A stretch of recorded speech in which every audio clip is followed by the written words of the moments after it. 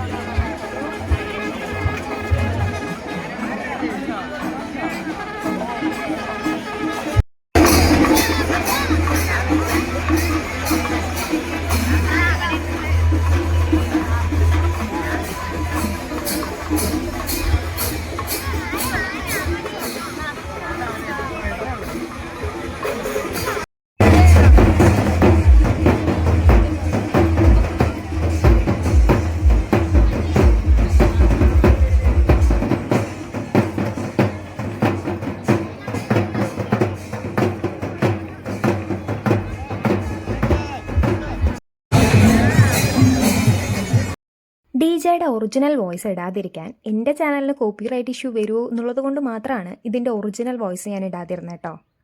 ആ സമയത്ത് അത് കേൾക്കാൻ അടിപൊളിയായിട്ടുണ്ടായിരുന്നു. കുറേ സിനിമാറ്റിക് പാട്ടുകളൊക്കെ ഇട്ട് അവിടെ നിന്ന് ആ വൈബിൽ കേൾക്കാൻ അടിപൊളിയായിട്ടുണ്ടായിരുന്നു കേട്ടോ. അങ്ങനെ ഞങ്ങൾ എൻജോയ് ചെയ്ത് നിന്നത് എവിടെയെന്ന് വെച്ചാൽ ഹൈവേൻ്റെ ഡിവൈഡറിൽ ആ സ്ഥലത്താണ് കേട്ടോ ഞങ്ങൾ നിന്നുണ്ടായിരുന്നത്. പുതുശ്ശേരി വടി കാണാൻ പോയത് ഞങ്ങൾക്ക് ശരിക്കും ഒരു അഡ്വഞ്ചറസ് ആയിട്ട് തന്നെ തോന്നിയത്. കാരണം എന്താണെന്ന് വെച്ചാൽ ഇപ്പോൾ ഒരു ചേച്ചി ഈ ഡിവൈഡറിൻ്റെ അടിയിൽ കൂടെ പോകുന്നത് കാണാം നിങ്ങൾക്ക്.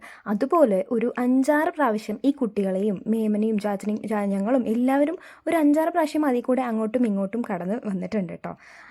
ഞങ്ങൾ അവിടെ നിന്ന് പുതുശ്ശേരി വടി കണ്ടുകൊണ്ട് നിൽക്കുമ്പോഴാണ് അച്ഛൻ്റെയും അമ്മൻ്റെയും കോൾ വന്നിട്ടുണ്ടായിരുന്നത്. അവരും ഇങ്ങോട്ട് വരുന്നു എന്നുള്ളത്. അച്ഛനമ്മയും മാത്രമല്ല മേമയും മേമ്മയുടെ മക്കളും ഉണ്ടായിരുന്നു. അവർ വന്നതിന് ശേഷം അമ്മയും മേമയും കൂടെ ഈ ഡിവൈഡറിൻ്റെ അടിയിൽ കൂടെ അങ്ങനെ പോയിട്ടുണ്ടായിരുന്നു. അത് വല്ലാത്തൊരു എക്സ്പീരിയൻസ് ആയിരുന്നു. ഇതൊന്നും മിസ്സാവാതിരിക്കാൻ വേണ്ടി കുട്ടികളെയും കൊണ്ട് ഹൈവേയിലൂടെ നടക്കുന്ന സമയത്ത് ജസ്റ്റ് മിസ്സിനൊക്കെയാണ് പോലീസിൻ്റെ വായിലിരിക്കുന്ന തെറിയൊന്നും കേൾക്കാതിരുന്നത് കേട്ടോ. പിന്നെ ഒരുപാട് നേരം അവിടെ നിൽക്കേണ്ടി വന്നിട്ടുണ്ടായിരുന്നു. ഇതൊക്കെ കൊണ്ടാണ് സൈനിക്ക് ഞങ്ങളുടെ കൂടെ വരേണ്ടിയിരുന്നില്ല എന്ന് തോന്നിപ്പോയോ എന്നൊരു സംശയം ഞാൻ ആദ്യമേ പറഞ്ഞിട്ടുണ്ടായിരുന്നു കേട്ടോ. അപ്പോൾ ഈ വിശേഷങ്ങളൊക്കെ കണ്ട് നിങ്ങൾക്ക് ഈ വീഡിയോ ഇഷ്ടപ്പെട്ടിട്ടുണ്ടെങ്കിൽ ലൈക്ക് ചെയ്യുക, കമൻറ്റ് ചെയ്യുക. അപ്പോൾ ഇനി വേറൊരു വിശേഷമായി അടുത്ത വീഡിയോയിൽ കാണുന്നതായിരിക്കും. Bye bye.